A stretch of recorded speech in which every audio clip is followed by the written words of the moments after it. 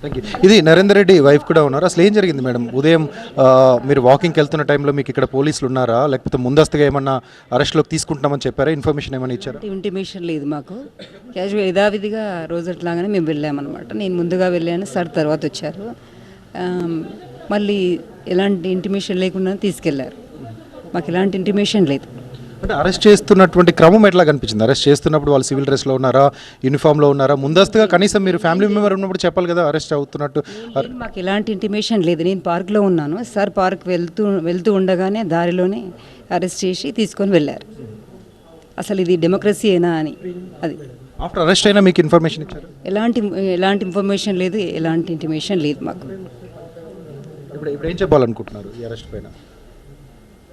అంటే ఎందుకు అరెస్ట్ చేశారనేసి, ఎందుకు అరెస్ట్ చేశారు? ఇప్పుడు నాయకుడు అన్న తర్వాత ప్రజా తరపు నుంచి మాట్లాడాల్సి వస్తుంది. ఎటువంటి టైంలో అయినా స్పందించాలి వాళ్ళకి. అదే తను చేశాడు కదా, దాన్ని చేసిన తప్పేంటి? ఏ టైంలోనైనా స్పందించాలి కాబట్టి స్పందించారు. ఇది సీఎం గారికి మనవి ఏంటంటే ఈ ఫార్మా కంపెనీ విషయాలని రైతులతో స్వతంత్రంగా తనే మాట్లాడి పరిష్కరించాలి. వాళ్ళకి ఏంటి, ఏం క్యాంపెయిన్ ఇవ్వాలి, ఏం కావాలి అని తను చూసుకోవాలి. ఇది అయితే అమానవీయమైన విషయం. ఇది అంటే అరెస్ట్ చేసే క్రమం ఖచ్చితంగా తప్పైంది అని చెప్తున్నారు. అరెస్టులు కొత్త కాదు, ప్రజల తరపున పోరాటం కొనసాగిస్తూనే ఉంటాం.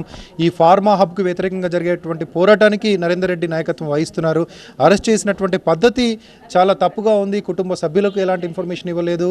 ఇద్దరు భార్యాభర్తలు నడుచుకుంటూ వెళ్తున్న క్రమంలో నరేందర్ రెడ్డిని అరెస్ట్ చేసి ముందుకు తీసుకెళ్లిపోయారు. వెనకాలన్నటువంటి వైఫ్ కానీ కుటుంబ సభ్యులు కానీ ఈ సమాచారం ఇవ్వలేదు. ముందస్తుగా ఉదయం నుంచే పోలీసులు ఇక్కడ ఉన్నప్పటికీ అరెస్ట్ చేస్తామని చెప్తే స్వయంగా వెళ్ళేవారు. అట్లాంటి ఇన్ఫర్మేషన్ కూడా ఇవ్వలేదంటున్నారు. Right, Rakesh.